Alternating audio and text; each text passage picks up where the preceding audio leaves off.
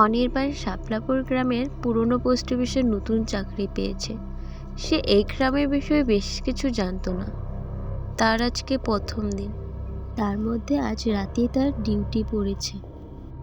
এইদিকে সে এই গ্রামে নতুন হওয়ায় রাস্তাঘাট তেমন কিছু চিনত না।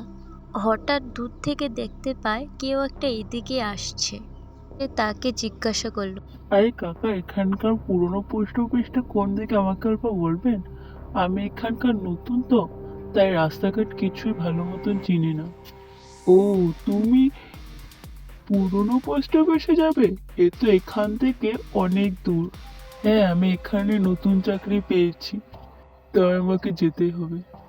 তা বেশ, তুমি একটু দেখে শুনে যাও। এদিকে গেলে তো অনেক দেরি হয়ে যাবে। তুমি বরং পুরনো ঝিল দিয়ে যাও, সেটা শর্টকাট হবে তোমার। আর তুমি তো পুরনো পোস্ট অফিসে যাচ্ছ, যাও, কিন্তু দেখে শুনে যেও, সেখানে সাবধানে থেকো। আর কি বলবো তোমার, এসে তো পড়লাম, কেন জানি আমার ভয় ভয় করছে। শর্টকাট নেওয়ার চক্করে কোথাও না আমি বিপদে পড়ে যাই। আমি কোনো ভুল করলাম না তো? না, আমার সাবধানে যেতে হবে, নয়তো জায়গাটা যা নিচু, কিছুই করা যায় না। এসে যখন পড়েছি, এখন আর কিছুই করা যাবে না। এইদিকে সে হাঁটতে হাঁটতে ঘন জঙ্গলের দিকে এগিয়ে চলল। এদিকে আবার বৃষ্টি আরম্ভ হয়েছে। হঠাৎ তার কানে বৃষ্টির আওয়াজের সাথে সাথে কোনো এক মহিলার কান্নার আওয়াজ শুনতে পেল। হঠাৎ সে মহিলাকে দেখে দাঁড়িয়ে জিজ্ঞাসা করল, কে তুমি? এই জঙ্গলে একা একা বসে কাঁদছো কেন? এদিকে আবার এত বৃষ্টি পড়ছে, তুমি এখানে একা একা কি করছো? তুমি ওইদিকে মাথা ঘুরিয়ে রেখেছো কেন? তখনই সে তার দিকে তাকিয়ে জোরে জোরে হাসতে আরম্ভ করলো।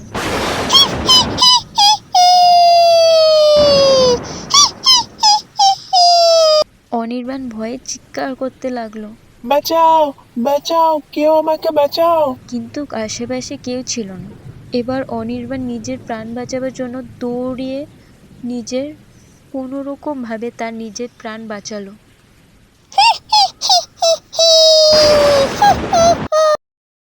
সেখান থেকে বেঁচে সে কোনো রকম ভাবে পোস্ট অফিস খুঁজে পেল। সেখানকার চারিদিক শুধু অন্ধকার, মানুষজন কোথাও নেই। সে ভেতরে ঢুকবে এমন সময় একটা কালো বিড়াল তার সামনে এসে দাঁড়ালো। সে বিড়ালকে দেখে থতমত খেয়ে গেল।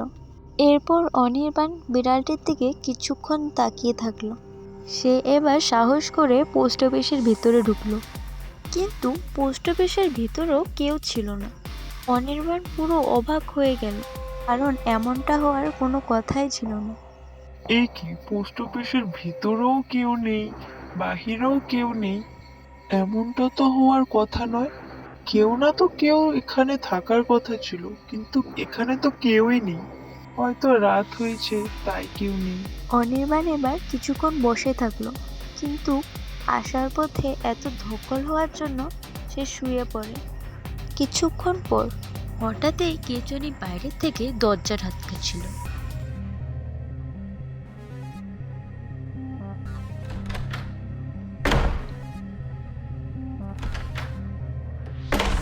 আবার শুনেই অনির্বাণের ঘুম ভেঙে যায়।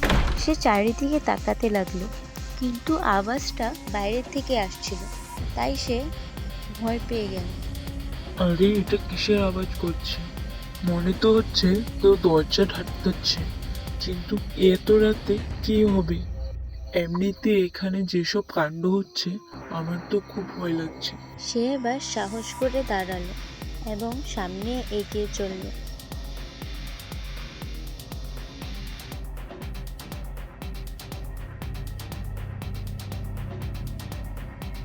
কোথায়? এদিকে তো কোথাও কেউ নেই।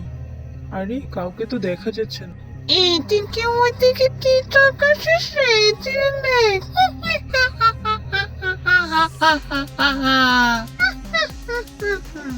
ওরে বাবা, বাঁচাও, বাঁচাও, বাঁচাও, বাঁচাও! এই আমি কোথায় এসে পড়েছি? বাঁচাও, কেউ আমাকে বাঁচাও! তখনই সামনে কোথায় পালাবি তুই?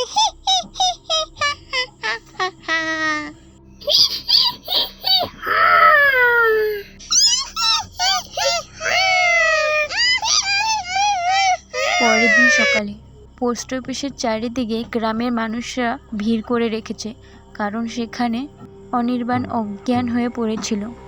কিছুক্ষণ পর তার জ্ঞান ফিরে আসলো। সে আতঙ্কে চারিদিকে তাকাতে লাগলো। তখন একজন বলল, কি হয়েছে তোমার? তুমি এখানে পড়ে রয়েছো কেন? তুমি সেই ছেলেটা না যে কালকে আমি রাস্তায় তোমাকে দেখেছিলাম? হ্যাঁ, আমি সে। কাল রাতে এখানে অদ্ভুত অদ্ভুত ঘটনা ঘটছিল। এসব কেন ঘটেছে আমাকে কেউ বলবে? আর আমার সাথে কেন? ও কিছু না, গ্রামগঞ্জে তো, তাই এরকমটা। তুমি তো এখানে প্রথম এসেছো, তাই কিছু জানো না। অনেক বছর আগে এখানে আগুন লেগেছিল এই পোস্ট অফিসে, তাই ওরা এখানে ঘোরাঘুরি করে, তাই আর কি।